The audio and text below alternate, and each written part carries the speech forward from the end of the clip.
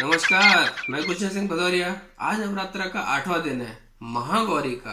तो हमने नवरात्रा के पहले दिन घट स्थापना की थी, कलश रखा था। हमने कलश रखा, उसके अंदर पानी डाला, ऊपर पत्ते रखे, फिर नारियल रखा। तो कहीं ना कहीं ये निर्गुण से सगुण भाव में देखते हैं, सगुण से निर्गुण भाव में देखते हैं। तो ये संस्कृति और प्रकृति का बैलेंस है। जो घड़ा है वो संस्कृति है और जो जल है वो प्रकृति है। अगर हम संस्कृति और प्रकृति को मिलाप में रखते हैं, बैलेंस में रखते हैं, तो प्रकृति हमें फल देती है, रस देती है, खट्टा मीठा रस देती है। और जो नारियल है वो कहीं ना कहीं हमारे मस्तिष्क को दर्शाता है। उसका कठोरपन हमारा काम, क्रोध, लोभ इन सब से भरा हुआ है। अगर हम उसको तोड़ देते हैं तो अंदर हमें मीठा रस मिलता है। तो मनुष्यता के पहले केवल प्रकृति थी, बाद में संस्कृति आई। प्रकृति में केवल योग और ताकतवर जीवित रहते हैं, उनमें कोई भेदभाव नहीं होता। संस्कृति में कमजोर को भी जीवित रहता है, कमजोर भी संस्कृति में जीवित रहता है, लेकिन भेदभाव होता है। पुराणों में पुरुष रूप मस्तिष्क के लिए इस्तेमाल होता है, स्त्री रूप चारों ओर के भौतिक जगत की व्याख्या के लिए। पुराणों में स्त्री या पुरुष या कहा जाए ईश्वर और देवी को आपसी संबंध, संसार पर मस्तिष्क की और मस्तिष्क पर संसार की छाप को व्याख्याचित करने के लिए, उसे समझने के लिए एक रूपक के तरह प्रयोग किया जाता है। जैसे ब्रह्मा वह मानव मस्तिष्क है जो दुर्व्यवहार करता है, शिव वह मानव मस्तिष्क है जो इस दुर्व्यवहार को अस्वीकार करता है, विष्णु वह मानव मस्तिष्क है जो इस दुर्व्यवहार का अनुमोदन नहीं करता लेकिन उसे समझता है। प्रकृति देवी का रूप माना जाता है। तो जब हम कहते हैं जंगल, वन, अरण्य, इसको काली का रूप माना जाता है। खुले हुए बाल, क्रोध, लाल आंखें, रक्त विलासनी, उग्र रूप वह देवी का जंगल का रूप है। जब हम सभ्यता के बारे में बात करते हैं, संस्कृति क्षेत्र के बारे में बात करते हैं, तब देवी गौरी बन जाती है। तो काली गौरी बन जाती है, बाल बांध लेती है, साड़ी पहनती है, फूल पहनती है और गहने पहनती है। गहने पहनना संस्कार का चिन्ह है। तो काली गौरी है और गौरी काली है। काली के रूप में वह शेर पे सवार जो जंगली पशु है, और जब वह गौरी बन जाती है तब वह गौ पे सवार पालतू पशु है, गौरी होती है। संस्कृति मनुष्य के दृष्टिकोण पर निर्भर है। तो मनुष्य नहीं होता तो संस्कृति नहीं होती। मनुष्य के पहले प्रकृति थी, अभी है और मनुष्य के बाद भी रहेगी। तो मनुष्य प्रकृति से संतुष्ट नहीं रहता, कहता है प्रकृति में कुछ कमी है, तो वह प्रकृति को कंट्रोल करना चाहता है, इसलिए वह संस्कृति और सभ्यता को जन्म देता है, एक मनुष्य की व्यवस्था का निर्माण करता है। शिव जी पहाड़ के ऊपर बैठे रहते हैं, उन्हें न रस चाहिए न काम वासना चाहिए। वे ठंडे पहाड़ के जैसे पत्थर के रूप में बैठे रहते हैं। वहाँ पहली बार देवी सती के रूप में आती है और विवाह के लिए कहती है। पति और पिता के बीच में तनाव होता है। दक्ष हमेशा रूल फॉलो करते हैं, विधि अनुष्ठान से वह पागल होते हैं। दूसरी तरफ शिव जी हैं जो बैरागी हैं, मस्त मौला है।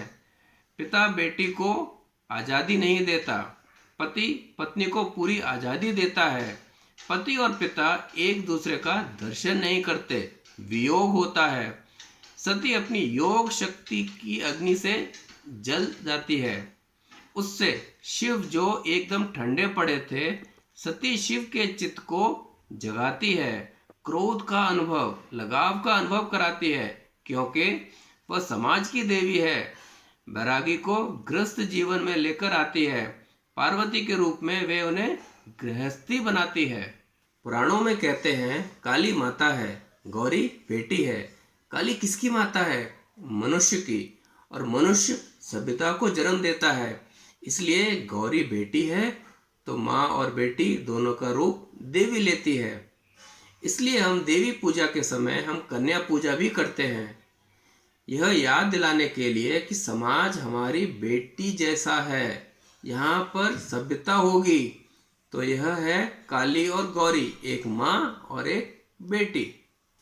रामायण और महाभारत में भी गौरी और काली का प्रतीक है।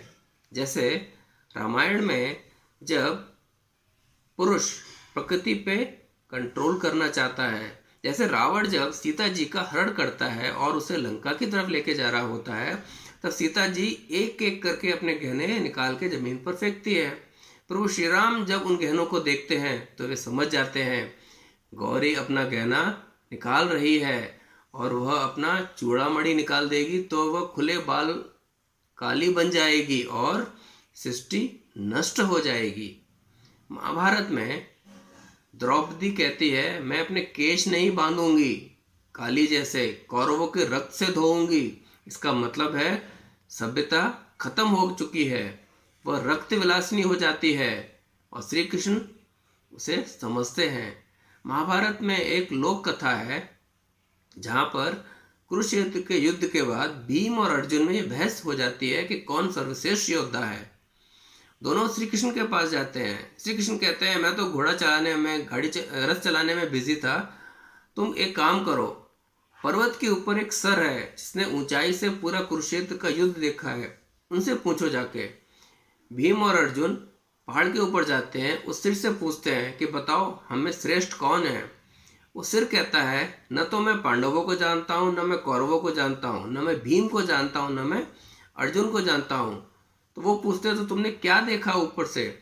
वो सिर कहता है, मैंने देखा दो मूर्ख राजा एक जमीन के लिए लड़ रहे हैं और भगवान श्री कृष्ण का सुदर्शन चक्र उन मूर्ख राजाओं का सर काट रहा है, खून जमीन पर गिर रहा है और काली उन राजाओं का खून पी रही है जो सभ्यता का सम्मान नहीं कर रहे हैं।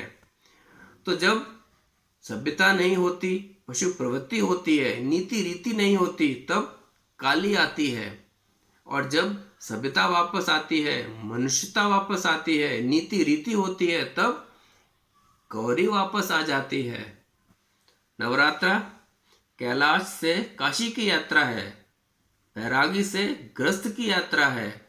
शिव शंकर बन जाते हैं, कैलाशपति काशी विश्वनाथ बन जाते हैं, काली गौरी बन जाती है। शंकर जी जब गौरी को दूसरों की भूख मिटाते हुए देखते हैं तो उन्हें अन्नपूर्णेश्वरी कहते हैं। तो हमें प्रकृति भी चाहिए, संस्कृति भी चाहिए, हमें माँ भी चाहिए और बेटी भी चाहिए। तो कल माता सिद्धदात्री। नमस्कार।